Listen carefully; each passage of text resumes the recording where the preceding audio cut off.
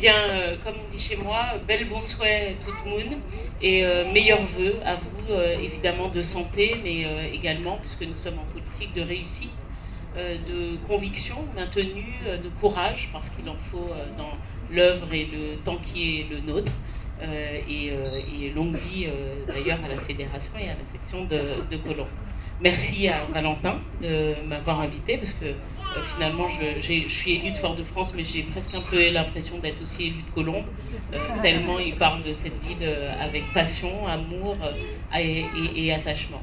Alors oui, vous l'avez suivi, il y a eu des événements, notamment qui se sont renouvelés, qui sont une résurgence de quelque chose depuis septembre en Martinique, mais il y a une colère qui gronde dans nos territoires, qui doit servir finalement, qui doivent servir ces pays des océans, probablement de terreau, ou en tout cas de terrain d'expérimentation, de visualisation de ce qu'il peut y avoir de pire en matière d'inégalité. Et je le dis souvent aux camarades lorsqu'on est en Conseil national, mais je leur dis, mais venez expérimenter finalement les solutions chez nous, parce qu'en matière de pauvreté, c'est les pays des océans qui sont le plus touchés.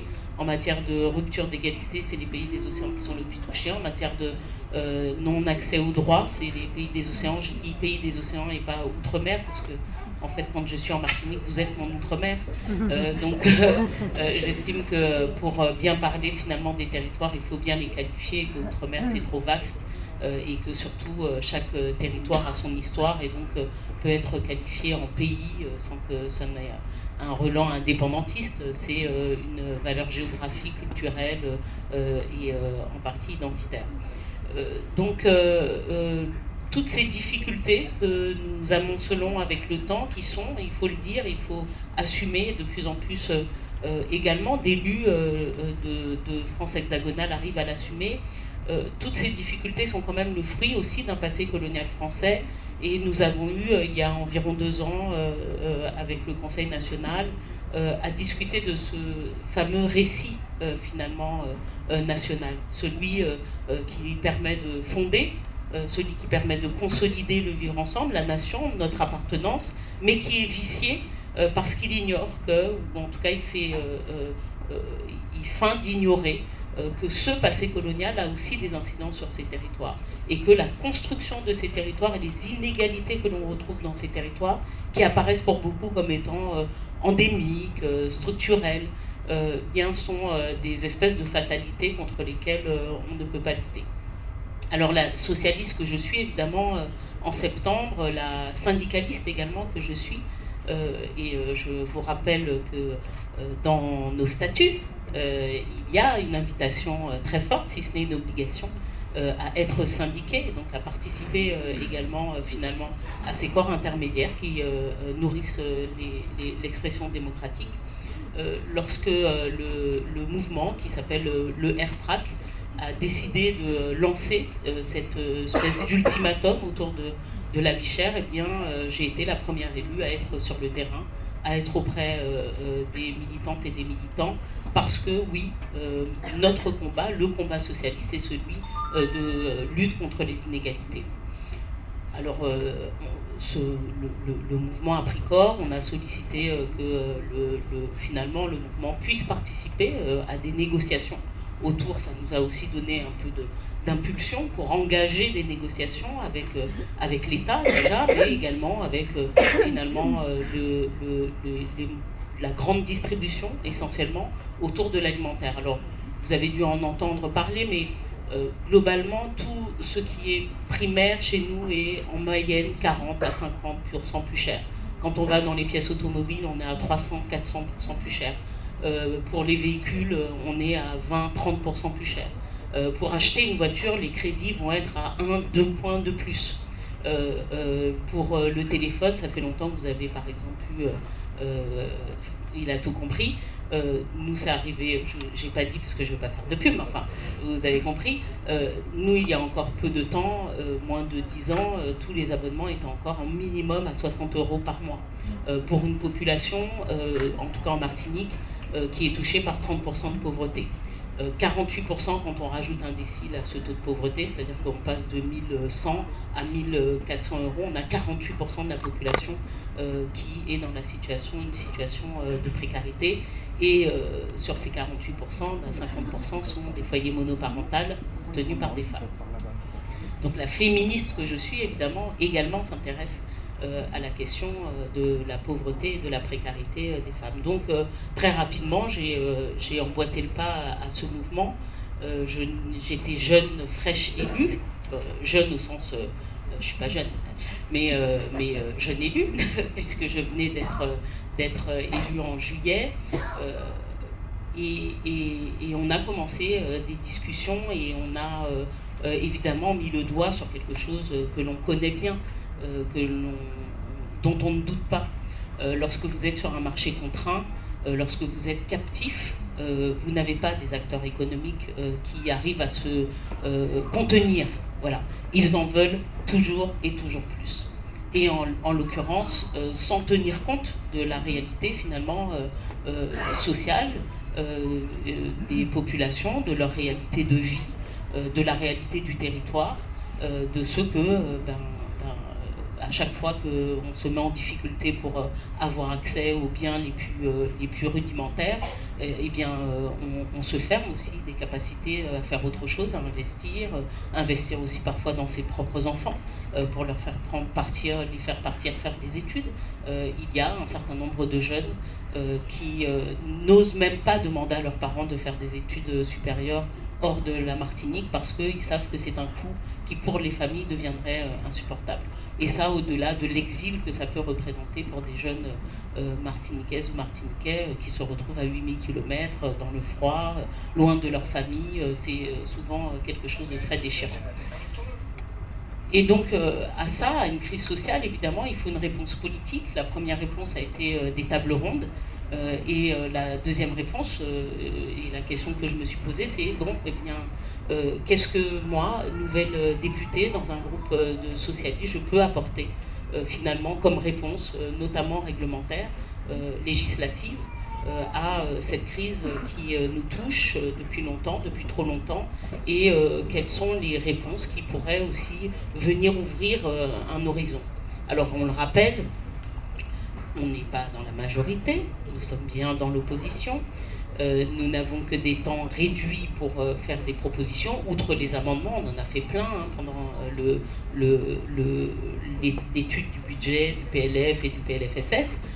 Mais pour faire une proposition de loi, eh bien, on doit profiter de ce petit temps d'initiative parlementaire appelé la niche. Et donc c'est pendant ce temps de niche qu'on peut faire une proposition de loi en essayant de la faire la plus courte possible pour que les autres aient l'opportunité aussi. On en a eu 5 qui ont été adoptées d'ailleurs, et celle relative à la vie chère dans les Outre-mer, c'est encore marqué comme ça. Non, alors c'est marqué dans les collectivités de l'article 73 et 74, donc dans les pays des océans, est passé en premier et a été adopté à l'unanimité.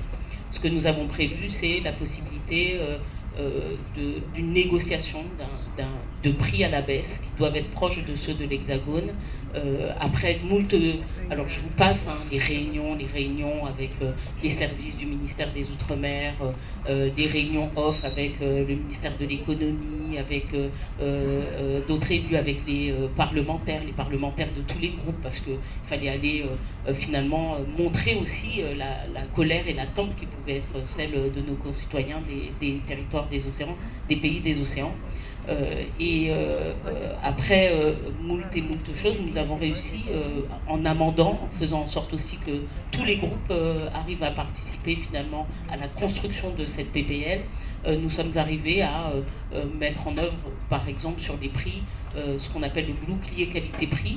Il faut qu'on en soit fier d'ailleurs, parce que c'est un autre socialiste, en la personne de Victorin Lurel, qui en 2012 avait créé ce dispositif qui permet de négocier les prix à la baisse. Et en l'occurrence, on est venu rajouter une couche en ouvrant le bouclier qualité-prix non seulement à l'alimentaire, mais à la parapharmacie, à la téléphonie, aux pièces détachées automobiles notamment.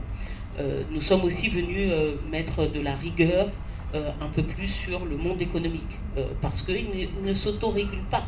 Bon, la réalité, c'est que nous avons aujourd'hui des dominations économiques très fortes, issues d'ailleurs de la période esclavagiste, puisque ce sont les descendants, en l'occurrence, des anciens colons, qui détiennent près de, allez, on va dire 60% du tissu économique. Et celui de la grande distribution, c'est un peu plus de 70%. Bon. Et donc, avec le temps, ils ont réussi à créer aussi une espèce d'écosystème très efficace pour faire de l'argent. Bon. Et donc, ce que l'on a renforcé, c'est par exemple les sanctions, parce que personne ne connaît comment ils fonctionnent, parce qu'ils ne déposent pas leur compte. Mais c'est aussi, pas seulement parce qu'ils ne déposent pas leur compte, mais c'est aussi parce que finalement, les sanctions financières sont souvent trop peu importantes pour les y inciter. Donc ils préfèrent finalement payer des sanctions que les déposer. Et donc là, on a posé un principe, c'est si vous ne déposez pas vos comptes et après requête, on va aller mettre une sanction à minimum de 1% de votre chiffre d'affaires sur l'entièreté de vos domaines d'activité. Et ça, c'est le minimum qui puisse être mis. On a également sur la concentration établi des mesures par lesquelles bien, on interdit à des opérateurs qui disposent déjà depuis de 15% de parts de marché de créer des nouvelles surfaces commerciales. Alors au début, on était parti sur l'idée non, on ne crée plus de surface commerciale, c'est bon, il y en a assez. Mais en même temps, c'est les renforcer dans un système de rente.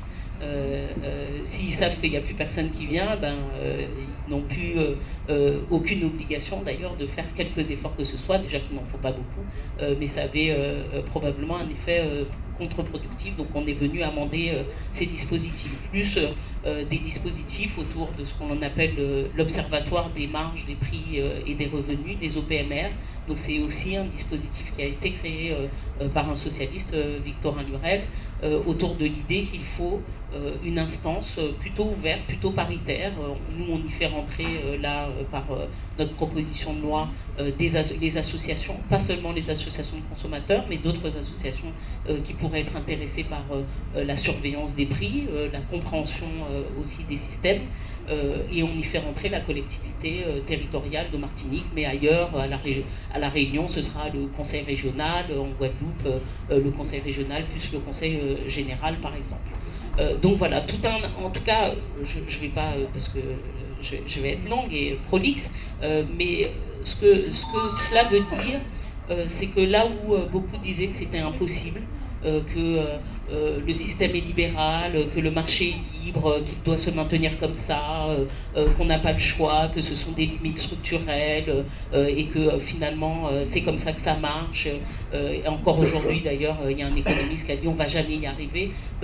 Nous socialistes, nous disons si on peut y arriver. Toutes les fois où nous sommes en position de pouvoir influer finalement sur les règles, sur les injustices qui peuvent être celles que l'on constate, il faut avoir une pensée disruptive, ne pas se dire tenez, ça marche comme ça depuis longtemps, donc ça ne va jamais changer. À partir du moment où elles ne produisent pas de l'égalité, où elles ne produisent pas de l'émancipation, où elles interdisent finalement à la population d'être heureuse, finalement, parce qu'il y a aussi cette injonction au bonheur qui doit nous conduire à repenser nos espaces et singulièrement ces pays des océans toujours plus éloignés et qui doivent également apprendre ou en tout cas être mis en condition de pouvoir discuter, travailler, échanger culturellement, économiquement avec leur espace naturel.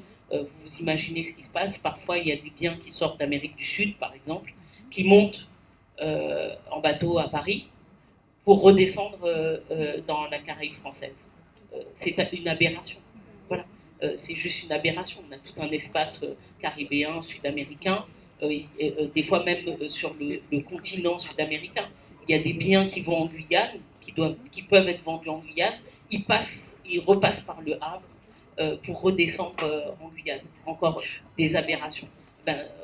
Dans le temps, évidemment, ce que l'on veut, c'est réduire, faire des circuits courts, mais aussi avoir cette possibilité d'avoir une espèce de diplomatie régionale avec nos régions naturelles, et puis travailler à ce que, oui, on n'est pas nombreux, mais donc à ce que nos marchés à nous soient plus importants et plus larges, et qu'on ait accès finalement à des biens moins chers, de bonne qualité néanmoins.